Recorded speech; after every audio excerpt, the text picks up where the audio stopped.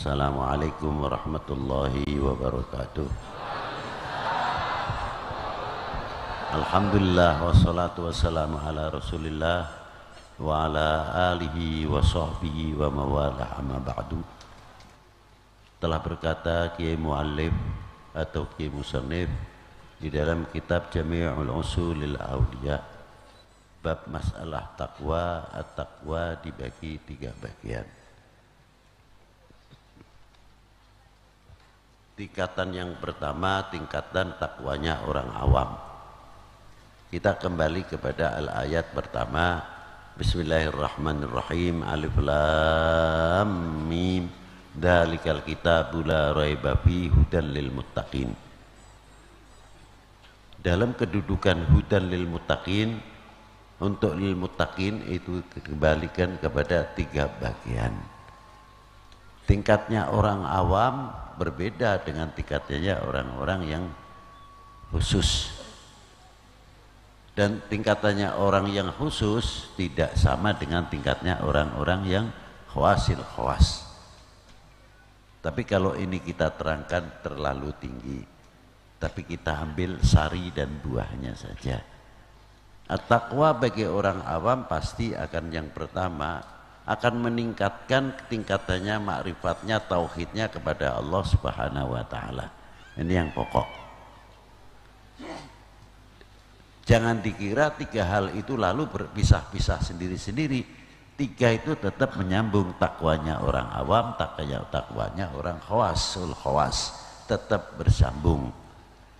Tingkatnya orang-orang yang awam, kalau kita sendiri pribadi atau tingkatan orang awam, yang penting itu ibadah mendapat pahala sebanyak mungkin. Itu tingkatan orang awam. Ya. Yang kedua, untuk ibadah kita selain untuk mengambil pahala yang sebanyak mungkin, di satu sisi untuk meningkatkan ketakwaannya yang luar biasa, akan menambah makrifatnya apabila amaliyahnya selalu diamalkan dengan baik. Itu tingkatan orang awam. Adapun tingkatnya orang-orang yang khawas itu berbeda lagi. Orang-orang yang khawas akan meninggalkan yang bentuknya seperti kita mengharapkan satu upah atau ganjaran. Ini berbeda.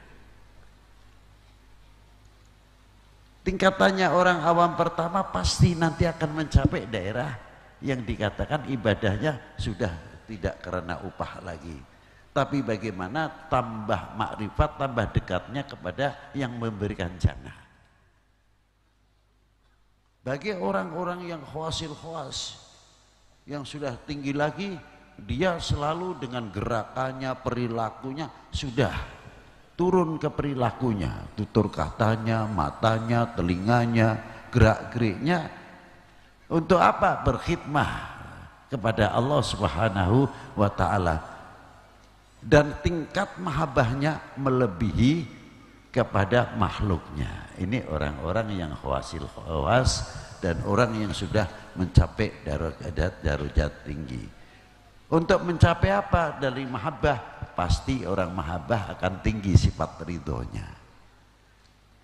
Nah, kalau kita ini sering mengucapkan umpamanya ridho Allah yang diharapkan. Oke lah, ridho Allah bagus sekali, kita meminta kok sama ridhonya Allah Ta'ala. Dari yang kecil saja apa? Kita menginjak bumi ini, buminya siapa? Yang menciptakan Allah Subhanahu wa Ta'ala. Nah, kalau kita sadar minta ridhonya Allah Ta'ala, apa yang kita injak, pasti orang itu tidak akan bermaksiat. Karena sadar yang diinjak punya siapa? Punya siapa? Punya Allah Ta'ala. Tidak mungkin akan melakukan maksiat. Kita itu dipinjamin saja masalah bumi ini untuk kita berjalan. Itu tingkatan-tingkatan. Nanti lebih tingkat yang tinggi lagi, kita sadar untuk mencapai ridhonya Allah Ta'ala, kita kembalikan kepada pribadi individunya masing-masing.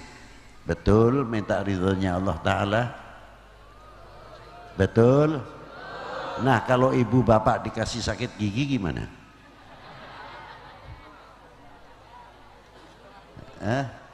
Katanya minta ridhonya Allah Ta'ala. Nah ketika sakit gigi Allah Ta'ala minta, kamu ridho enggak saya beli penyakit gigi? Memang gampang ucapan ridho Allah itu mudah sekali kok. Nah itulah.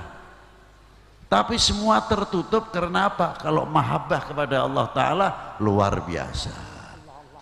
Yang isinya takwanya itu apa? Diganti dalam takwa itu mulai berkembang isinya husnudzon billah, prasangka yang baik kepada Allah Subhanahu wa Ta'ala. Tingkatan ini. Kalau kita umpamanya dapat rezeki, ingin dapat rezeki banyak, datang ke ustadz atau datang ke kiai, minta saran, kiai, ustadz bacaan apa yang kira-kira kita mendekatkan diri kepada Allah untuk mendapatkan rezeki yang banyak. Oh baca ini saja, ya baca. Berapa hari kiai? Ya silahkan mau 1 minggu atau 40 hari. Begitu menerima ijazah kembali. Ini untuk pendekatan diri kepada Allah Subhanahu wa Ta'ala, semata-mata menambah taatnya kepada Allah Subhanahu wa Ta'ala. Tapi berbeda tingkatan awam. Ini berbeda lagi tingkatan hasil khawas. Kalau kita orang awam suruh baca Yasin untuk rezekinya banyak, berapa hari? 40 hari. 40 hari tidak dapat apa-apa. Katanya apa? Kurang mandi, kurang tajam katanya. Yang kurang tajam itu ente, bukan Allah Ta'ala, bukan doanya. Yang kurang tajam si pembacanya. Coba kalau si pembacanya andap, asor, rendah diri kepada Allah SWT dengan penuh prasangka yang baik.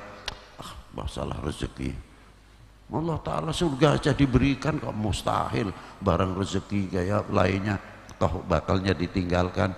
Tidak mungkin kalau tidak dikasih, saya yakin surga saja diberikan. Itu husnudzon billah. Itu diantaranya melihat sesuatu apa yang dikehendaki Allah Ta'ala karena berdasarkan cintanya, ya luar biasa.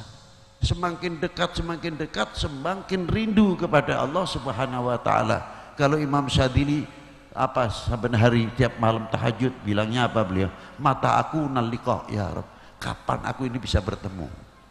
Bukan untuk mati loh, tapi kapan aku ini bisa bertemu, rindu sekali akan bertemu. Nadhar ila wajhil karim Jalla wa ala. Itulah orang-orang yang sudah maqamatil hawasil khawas. Nah kita untuk mencapai darajat ke sana, ayo bareng-bareng supaya mendapatkan pembekalan yang baik. Bersihkan dulu hati kita supaya tidak mempunyai ghaflah, tidak mempunyai lalai kepada Allah Subhanahu wa Ta'ala. Kalau kita sudah tidak mempunyai ghaflah, merasa didengar, dilihat oleh Allah Ta'ala, kira-kiranya akan mengurangi maksiat.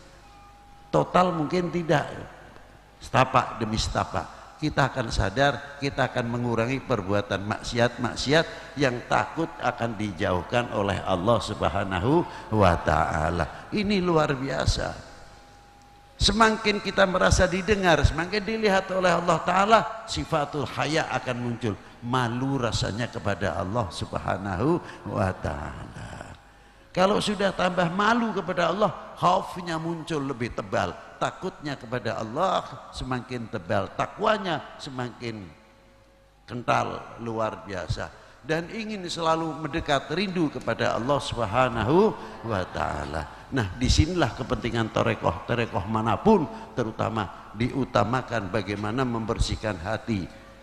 Sofa'il qulub, hatinya bercahaya karena apa? Bersih dari sifat-sifat madhumumah, sifat-sifat radha'il, dan selanjutnya orang itu selanjutnya. Wassalamualaikum warahmatullahi wabarakatuh.